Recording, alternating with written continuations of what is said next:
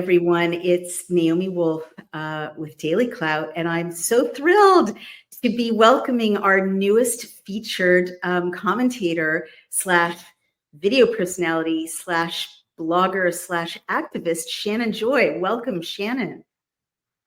Naomi, it's so good to be with you, and I am beyond honored and thrilled and excited to join the amazing team over at DailyClout as a regular contributor.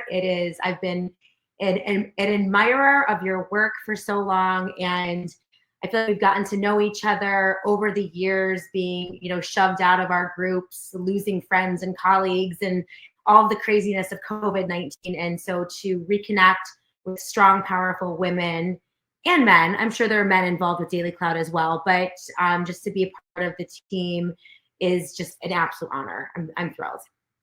Well, great minds think alike. And it's a mutual admiration society for sure. I've admired your work ever since you first reached out and I met you on your show. So for people who do not know the incredible Shannon Joy, you've done so much. You've been a radio personality for 10 years with the Shannon Joy Show. You're an activist. You're based in Rochester. You're the dynamo behind the Truth and Wellness Summit, which you did twice in 1 year, bringing together some of the leading lights of the liberty and, health freedom movement, I guess you'd call it. You have a brand new show with us called Did She Really Say That? Which I cannot wait for you to get going. And honestly, I think you're one of the more accomplished investigative journalists working now. One of the things that impressed me so much was you dug deep and found out that that people were being bribed to offer their children to pharma in Rochester and surrounding towns, basically bribed with money. Have I summarized the key points of your many accomplishments adequately? Is there anything important I'm leaving out? No, not at all. It's definitely it's been a struggle to remain independent in this business. Like you mentioned, I started in radio 10 years ago, and I joke in like a little double wide trailer in a cornfield. It was an AM talk radio station, and really always very important to me to maintain independence. And so sometimes that keeps you smaller. It keeps you from some of the exponential growth you'll see in certain personalities over the years, just because, and I think that I've seen that with you as well, just a commitment to integrity and to principled reporting and to good investigative journalism. And so I do have a lot of those hats, right? I'm a mom, I'm a wife, I'm the host of the radio show, but I also believe in localism and bottom-up organization and activation. And so I couldn't possibly come to my audience every day and tell them to do it if I didn't do it myself. So that got me into the local organization here in New York, which is really the belly of the beast in so many ways, from some of the more dystopian, progressive, anti-human policies that we see now being, filtered out through the rest of the world. A lot of those policies and practices incubate in places like New York State and California. Mm-hmm. So I'm not the type of girl that runs away. I'm the type of girl who stays and is like, let's fix it here, or try to fix it here and change the ship here so that it's not exported into, the red states and other states across the country. And so that just gives me this kind of layered knowledge of all the different aspects of politics and culture, from the local level to the national level, and has informed kind of everything that I do. So yeah, I started in radio and then became an activist, and then COVID happened, and that kind of platformed me nationally more than I had been in the past, even though I was covering national politics.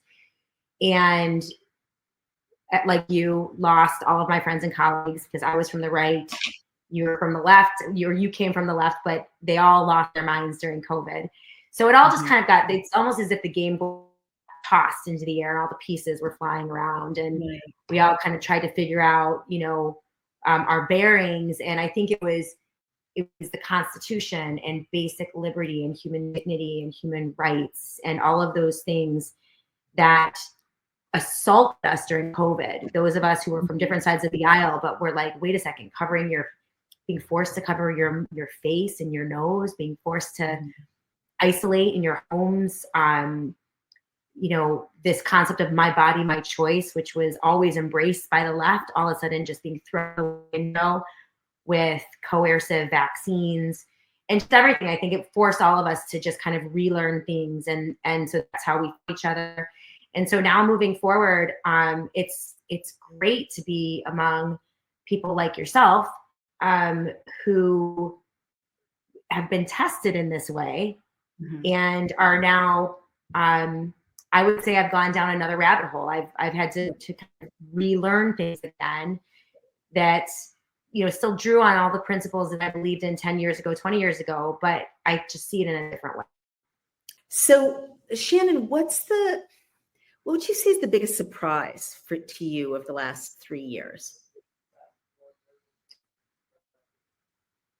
The biggest surprise to me is the willingness, I would say, of the American people to lock down, subject themselves to insane policies, accept the abuse of their children, the seizure of their bodies, the destruction of their businesses and families and relationships, and to not see it. I think week 2, week 3, week 4 into COVID-19, I was like, there is no way. And I always thought about New York City. I'm like, there is no way that New Yorkers are gonna like close up in 400 square foot apartments and just stay there for more than a few weeks or 4 weeks, or 5 weeks. And I just remember as every week ticked by being absolutely astounded that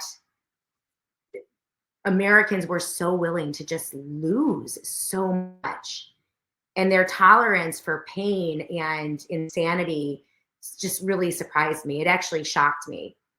And so I think that's when I began to get alarmed, and that's when I became an activist, right? Because I'm like, we can't allow this, because we're all just being herded into this dystopian nightmare. And so we have to stand up, we have to speak out, we have to just rage against this peacefully, of course, with our signs. But I think that surprised me. I had no idea that the American people would just roll over that quickly. It's so disappointing. There's really no way that could have been predicted. I mean, that's not who we're supposed to be. And what do you think it is about your own upbringing that led you to react differently than a lot of people who did just roll over? And I mean, you're a force of nature, you're unstoppable. And that's something, we try to teach our children to be that. But what did your parents actually do, or what did your life actually teach you that led you to be that person? So I did grow up with a faith, a Christian faith, and a faith in Christ. So that my faith has always been underpinning for me.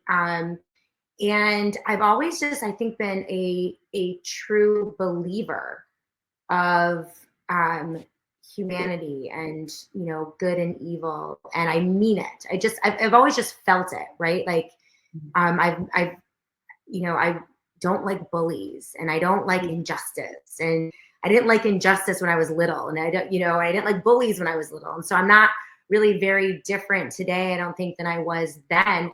But I will say that my faith is what gives me the courage to do what I do. Interesting. Because if I didn't have my faith, then all of the trappings of the world, right? The power and the money and being shunned and losing your friends and all of those things would be too scary and too overwhelming for me to handle. But knowing that there is God's in control, and he creates beauty, creates this world and this planet and the body, the human body, and babies and love and all of these things, and that he's ultimately in control, and that I just have a small little role to play. There's nothing too special about me. It's just from my own corner of the world. He created me and built me to do something, and I'll just do it. And the chips will fall where they may. And so COVID, and even before COVID, being out on a limb, and really being out there alone in my faith, you really do see how God works. And in these moments when I'm terrified, right, to say something or to stand up for something, and you think you're alone and you just see him work. You see how he brings in new relationships and a new lifeboat, or some new way to reward you for just maintaining those principles and trying to tell the truth and do the right thing. And I think it's a whole different, aspect. Once you have children, that also takes it to a whole new level, because then I'm like, these kids need liberty. Like I can't bear the thought of my kids having to live a life where they can't pursue happiness and virtue and an honest living. And, they have to, I don't know, live in a society where they're not free. For me, I don't know where it comes from. It's just, it's a passion that I can't put away. No, you've explained a lot. Well, let me ask you about something you said at the Summit for Truth and Wellness. And I meant to follow up with you, but we just didn't get a chance. You said God doesn't, that when God decides he's had enough of it, he works suddenly, or I'm paraphrasing. But you remember what you said? And I was so struck by your certainty. Like, how do you know? How do you know how God works suddenly? I'd love to know, what you know, but also I was wondering what you meant, because that would be very reassuring. Yes. Well, okay. So that comes from, well, first, just hearing the lament. I consider myself a cultural anthropologist in a sense, right? Of just like observing. Now I have this vantage point of observing really spectacular and talented and courageous people that we found each other in this freedom movement, this medical freedom movement. And I was at the Brownstone Institute retreat with Jeffrey Tucker and some of the most courageous people have stood up during the dark days of COVID-19. And one of the themes in one of the talks was just kind of this lament, like they've been planning this, they've been building these institutions, they're so powerful, and it seems as if the long march through the institutions has happened over 100 years, and just the thought of having to spend another 100 years to do the long march back through the institutions is just too much there, because it's so bad right now. And I went back to, and it's interesting, I went back to just the Bible. In my 30s, I decided I would, same with, you're reading the Hebrew Bible recently, which I just think is the coolest thing. I decided to read the Bible through chronologically probably about 8 or 9 years ago. And I started with the children's Bible. And I think the chronological reading of the Bible is so, so important, because you can see the ebb and flow. You can see the rise of civilizations and then the fall of civilizations, and they rise again, or great kingdoms, or even individual lives. And you see it through the Old Testament, but you also see it through the New Testament. And you can't get a full understanding of it unless you're reading it chronologically, because then you can see the cyclical nature of everything, and you can notice the patterns. And so the patterns in the Bible, because it's a telling of history, really mimic the patterns of ancient civilization and modern civilization. It really is all very cyclical. And you can see that darkness and evil, which I think we're grappling with right now, just the culmination of great evil unchecked for so long that it just becomes terrible.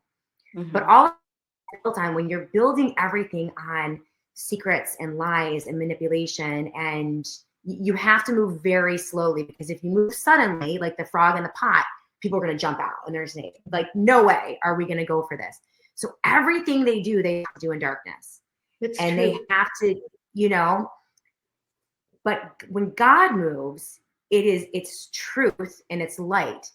And once people, and so you see it throughout the Bible, the scales fell from their eyes, the walls of Jericho came down, the veil was torn.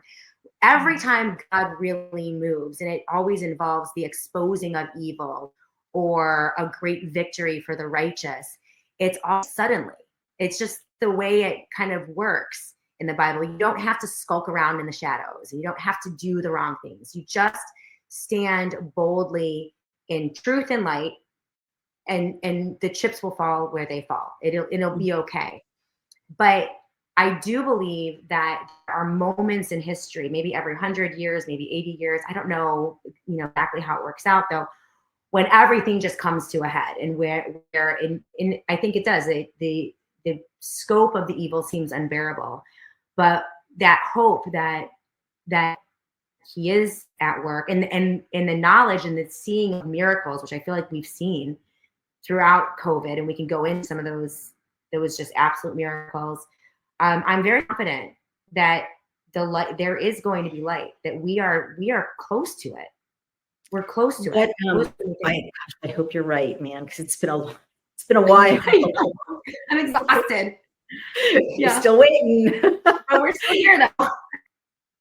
Yeah, no, that's true. We are still here, but so many people have been so badly hurt and injured, and innocent people. Like, I literally lie in bed at night and think, I want to believe that the creator is good. And this may be just a real difference between the Christian and the Jewish traditions, because we're like, we don't know it's going to end well. Like, your story ends well. But and I do believe the creator is good, but these poor children who never had a chance to do anything wrong, right, got injected so they could go to school, and their parents thought they were doing the right thing. Like, there's no way to make that make sense to me morally. Just so much suffering of innocence. And I don't get what God's point is, honestly, with that. I know. Those are the things you grapple with. Believe me, I've had the existential crisis myself. I've had the crisis in faith, the not understanding of suffering. I think that's something that every believer, every Christian, of Jews, Muslims, of every faith, like, human suffering is very, very difficult to grapple with. And I'm so sorry, Shannon, go ahead. Yeah. No, but I think that I suppose from my faith, it would be allowing free will, beauty that is free will, and human flourishing and human creation would have to come from population people who are free to either choose you or reject you. And so if you're, and this is in my own very, very simplistic understanding, right? I think about being a mother, right? So as a mom, I have children, and they disappoint me, and they make me proud, and they disappoint me, and they make me proud. And it's, this complicated relationship. I love them with every inch of my being. If I had the choice to create robots that just loved me all the time and were always perfect, and just obeyed, and they were clean, and they got great grades, and they were just absolutely perfect, and just never caused any consternation, that would be nice, but it would lack the complexity and the fabric of watching someone choose you, or choose to be good, or choose the right thing. Like, that's a whole different level of relationship. I think that only a mother could have with a child, only a father or a God figure could have with the human population, created for joy, right?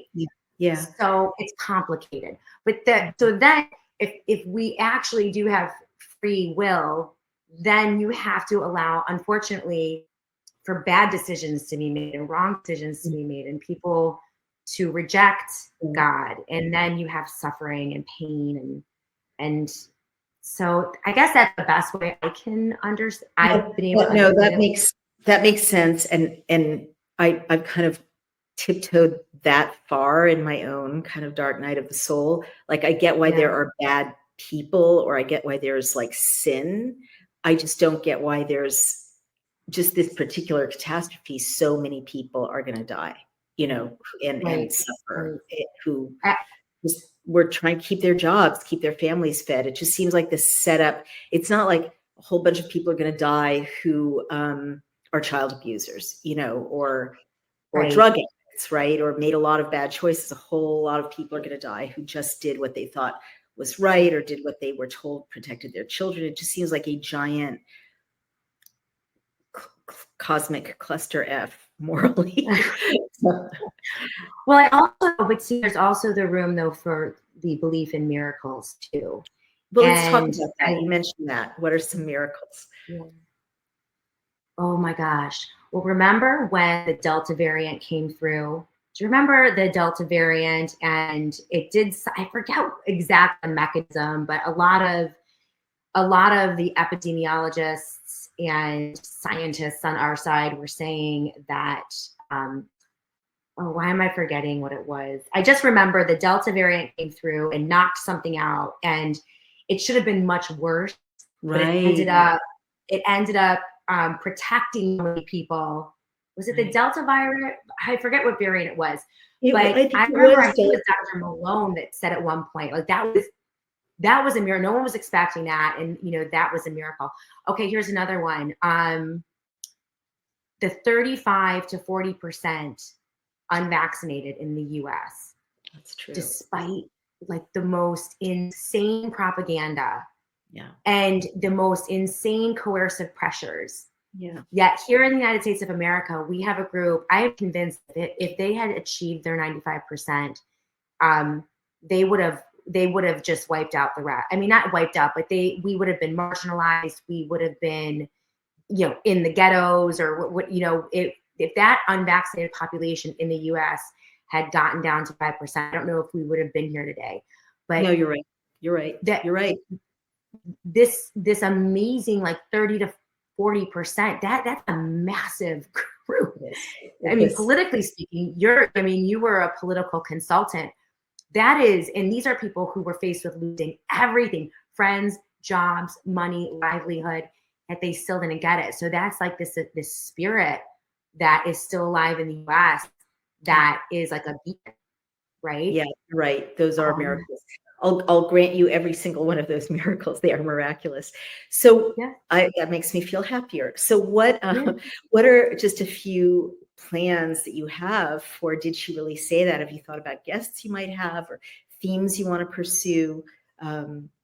Games you want to play with your audience? What do you think? I mean, I think I'd like to make it very different than what people see every day on the Shannon Joy show. So, my show tends to be guest heavy, hard hitting news of the day, news and analysis. I think with Did She Really Say That? I would like to, you notice I'm kind of outside of behind my desk and in my home. I'd like to just do maybe a little bit more cultural topics. Even what we did today, like the spirituality. My faith is my faith is everything. Like my show is not a religious show. So when you watch Shannon Joy show, there'll be themes of my faith brought to the fore from time to time. But I mean, I couldn't do anything. I mean, there's, it's a core component of my life, my prayer and faith. And so, just exploring those themes and interesting guests, maybe going in a little bit deeper, longer format. I'd love to have more collaboration with you. I think going in and elevating some of the DailyClout contributors, some of the more nuanced things, I think would be super fun. And even engaging with the audience. I'm not sure, we're still kind of working out the kinks of how the show is going to look, but, coming on and doing, live question and answer, engaging with the audience. I think there's a lot that you can do with this. We're so excited I'm so sorry. Go ahead. Don't let me interrupt. No. Yeah, that's it. It's all so good. I can't wait. We're thrilled and ecstatic and delighted to have you. It's going to be a fabulous party. Everyone's invited, right? And all of you get sorry? We're going to have so much fun. We're going to have so much fun. And I'm so excited that everyone gets to have the captivating and inspiring and delightful and also challenging in a good way experience that I've had getting to know you, Shannon, and talking to you. When I tweeted a welcome today, I said something like, you're an activist, you're a dynamo, you're a gorgeous spirit, you're a force of nature, and you're a terrifying mom in a good way. I mean, that compliment. That made me laugh. Because there's a local politician here in Rochester, and I kind of activate, and here, and we have our groups and everything. And he said, I'm a nice person. I think I'm a friendly, nice person. But he said to me, we got to know each other a little bit better. And he's like, I think you're terrified. You're terrifying. I'm like, I'm not that scared. So but I think, I think sometimes when you plant, when there's a line in the sand, and I got there it was really the masks. I'm just like, not doing it. I'm not doing it. Right. For me, that was the stake in the ground, the line in the sand. And it was basically Gandalf, like, you shut up, Pat. You're not going to get to my kids. I've had enough of this. Right. And hell hath no fury, right? Then a mom defend her children. I think that's what started this movement. A lot of women, Naomi. Absolutely. So many 1,000%. women. Well, I mean it as a great compliment. And on that, I should probably let you go but What I